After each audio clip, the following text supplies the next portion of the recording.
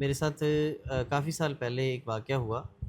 میں اتفاقاً ایک دوست کے ساتھ تبلیغی جماعت میں گیا۔ ہم ہر قسم کی جماعت جو ہوتی ہے، دعوت اسلامی والے ہوں یا تبلیغی جماعت والے ہوں یا جتنے بھی ہمارے مسلمانوں کی جماعتیں ہیں، ہم سب کے ساتھ اٹھتے بیٹھتے ہیں، سارے مسلمان بھائی ہیں۔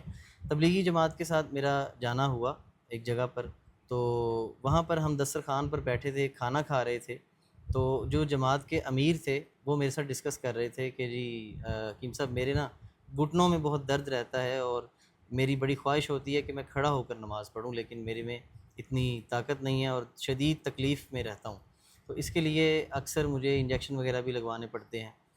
اب کھانے کے دوران دسترخوان کے اوپر لمبی قطار لگی تھی، بڑی بڑی جو کوک کی بوتلیں ہوتی ہیں، اور وہ ایک جو باؤل ہوتا ہے، جو جماعت والوں کا پانی پینے والا برتن ہوتا ہے، اس میں وہ بھر کے کوک پی رہے تھے، سارے ساتھی پی رہے تھے۔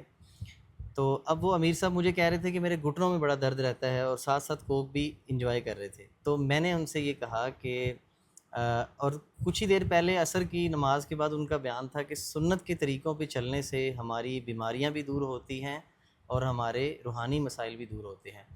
دیکھیں، اس چیز کے اوپر تو ہمارا ایمان ہے کہ سنت میں شفا ہے، قرآن میں بھی شفا ہے۔ آپ سنت پر جتنا مرضی عمل کر لیں، دعائیں جتنی مرضی پڑھ لیں، دم جتنے مرضی کر لیں، اگر آپ فطرت کے قانون کے خلاف جا کر غذا کھائیں گے، کوئی ایسا عمل کریں گے، آگ میں ہاتھ لگائیں گے، تو آپ کا ہاتھ جلے گا۔ اگر آپ بد پرہیزی کریں گے، آپ اس طرح سے آپ کے گھٹنوں میں درد ہے، آپ ایسیڈک چیزیں کھاتے رہیں گے، جس میں اب بوتل کے اندر سٹرک ایسڈ ہوتا ہے اور بہت سارے کیمیکلز ہوتے ہیں، اور پھر شدید تیزابی ہوتی ہے، کاربن ہوتی ہے اس کے اندر۔ اب وہ کیسے نہ گھٹنوں میں جا کے بیٹھے گی؟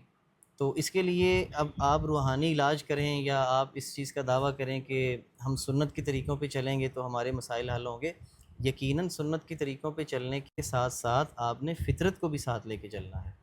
اس بات کو ذہن میں رکھنا ہے۔ جیسے حضور صلی اللہ علیہ وسلم کی زندگی سے ثابت ہے کہ حضور نے کبھی کچھ کھایا، کبھی کسی چیز سے اجتناب کیا، کبھی کسی چیز کو فائدہ بیان کیا اور کبھی کسی چیز کو نقصان دہ بیان کیا۔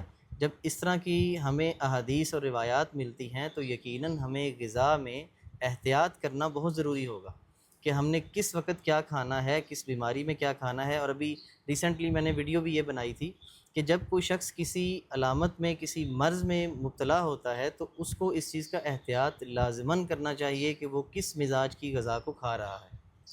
اور دوسرا، آج کل کے آپ کے نیوٹریشنسٹ جو آج کل بڑے ماڈرن بنے پھرتے ہیں اور کہتے ہیں جی غذاؤں کی کوئی تاثیر نہیں ہوتی، ان لوگوں کی اصل میں جو ان کا بیج دماغ میں جو اس میں رکھا گیا ہے وہ یورپ اور امریکہ کا رکھا گیا ہے نا، علم کا۔ تو ان کو صرف وہی نظر آتا ہے کہ وہ اگر مزاج کو مانیں گے تو ہم مانیں گے، یعنی علم کا پورا جو جڑیں ہیں وہ ساری یورپ اور امریکہ سے جا کے ملتی ہیں۔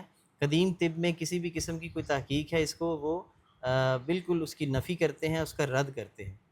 انشاءاللہ ان کے اوپر بھی ایک ڈیٹیل ویڈیو لائیں گے۔ اگر ایک انسان نے کچھ نہیں کیا، وہ اچھا بھلا تھا، زندگی گزار رہا تھا، کھا پی رہا تھا، تو وہ اچانک بیمار کیسے ہوا؟ کیا اس نے دوائی کھائی؟ نہیں کھائی۔ کیا اس نے کہیں سے کوئی چھلانگ ماری یا اس میں کوئی چیز لگی؟ کچھ بھی نہیں ہوا نا۔ وہ اپنی نارمل روٹین میں بیٹھے بیٹھے بیمار کیسے ہوا؟ ایک ہی عمل کرتا ہے نا، وہ یا تو وہ کھا رہا ہوتا ہے یا موسمی تبدیلی کی وجہ سے اس کے جسم پر کوئی اثر ہوتا ہے، دو چیزیں ہوتی ہیں۔ تو ان دونوں میں سے کسی ایک چیز کا اس کے اوپر اثر ہوتا ہے، یا تو اس کو اپنا ماحول بدلنے کی ضرورت ہے یا اپنی غذا بدلنے کی ضرورت ہے۔